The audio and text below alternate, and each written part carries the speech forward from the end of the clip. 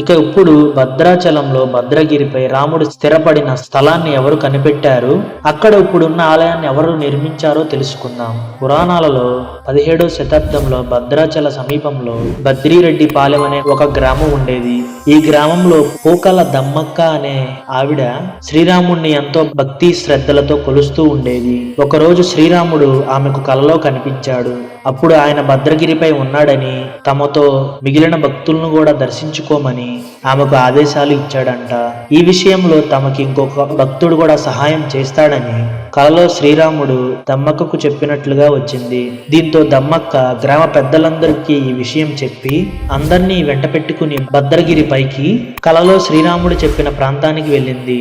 కలలో శ్రీరాముడు చెప్పినట్లుగానే ఆ ప్రాంతంలో ఉన్న శిలల విగ్రహాలతో శ్రీరాముడి విగ్రహాలను గుర్తించారు. ఇక ఆ విగ్రహాలకు దమ్మక్క పందిరి వేసి రోజు ప్రసాదంగా పండ్లను పెడుతూ వచ్చేది.